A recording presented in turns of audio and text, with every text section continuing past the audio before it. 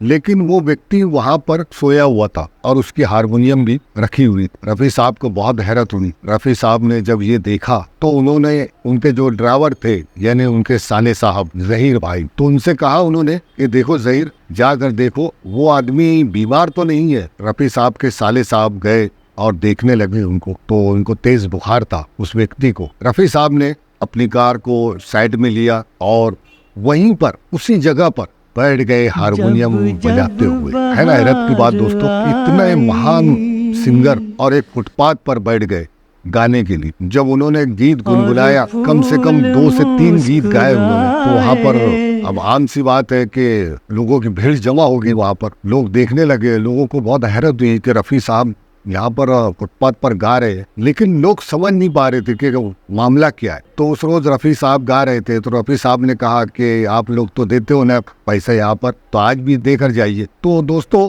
लोगों ने जब पैसा देना शुरू किया तो पैसे की बातें क्या दोस्तों आप कल्पना नहीं कर सकते। वो फकीर भी सोच नहीं सकता, उस एक ही टाइम 10 से 15 मिनट में उसका वो पैसा आ गया उसके पास। और वो फकीर को उठाए रफी साहब ने और उनसे कहा कि ये लो भाई, ये तुम्हारा पैसा है। फकीर ने बहुत ही हैरत से रफी साहब को देखा और उनकी महानता को देखकर उसकी आंख में आंसू आ गए। सच में दोस्तों फकीर की आंख में आंसू आ गए कि ऐसा व्यक्ति जो इतने बड़े बड़े सेलिब्रिटी जो रफी साहब से मिलने आया करते थे, आज वो यहाँ पर मेरे फुटपाथ पर मेरे बिस्तर पर बैठकर हारमोनियम बजाकर गीत गाया। और दोस्तों आप पुराने लोगों से भी इसका जिक्र कीजिए तो वो आपको यकीनन बताएंगे कि हाँ ये बात सच है। और वैसे भी देखा होगा आपने दोस्तों, पिछले दिनों सोनू निगम ने जो फुटपाथ पर बैठकर हारमोनियम बजाकर गीत गाए थे तो लोगों ने बहुत पसंद किया था।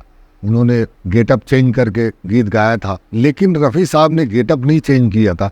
रफ़ी साहब उसी होलिये में थे जो हमेशा रहते हैं, वही मुस्कुराहट, वही स्लो आवाज में बात करना, बस वही उनका लहजा था।